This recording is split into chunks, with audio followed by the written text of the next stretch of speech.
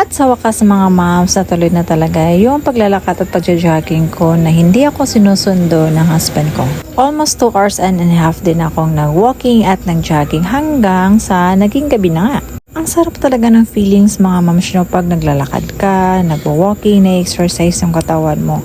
At wala pa akong meal niyan for the whole day. Kaya isip na lang namin mag-asawa na kumain sa labas. Sa part na to, biniro ko siya, nabigyan ko siya ng pera as counterpart ko kasi wala akong dalang pera. Siya lang kasi may dala. Aba, hindi niya tinanggap ha. At ito yung first meal ko for the whole day. Chicken fillet na meron siyang 2 rice. Imagine 2 rice. Meron siyang tomato at syempre pipino mga moms. At syempre hindi magpapatalo yung husband ko. Meron din siya. Kasi sabi niya hindi pa daw siya nag-lunch. Pero sabi niya konti lang daw. Ang laki ng paa mga moms. Ito yung aking chicken fillet. Grilled chicken naman sa kanya. Only rice yun sa kanya pero 2 lang yung nakaya niya. Ayan. Time na for taste.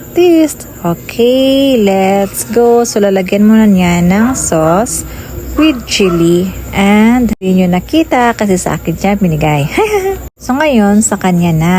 So, kuha siya at syempre, lalagyan niya ng sauce papunta sa bibig niya. Wow!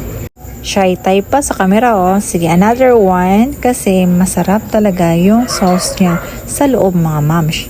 Para bang may sarili siyang sauce sa loob. Tapos, lagyan mo pa ng sauce na may chili at calamansi. Ay, nako, ang sarap. Namit. Ayan, di ba masarap daw? Sabi ng husband ko, masarap daw siya. Yung sa akin naman, 2 rice, 1 chicken fillet, at meron siyang kamatis, at meron siyang pepino. First meal mo pa siya for the whole day, nagiging omad na. Ito yung first meal ko, pero parang burak din, di ba? Yung sinasabi ko, parang sinasabi kong grabe, ang dami rin. Yung serving niya parang breakfast at lunch na.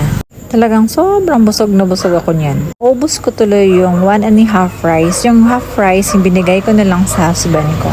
First time namin kumain dito mga mamash. At perfect siya pang barkada, couple. Kasi hindi pa siya masyadong crowded. At di halatang gutom kami, no? Bye!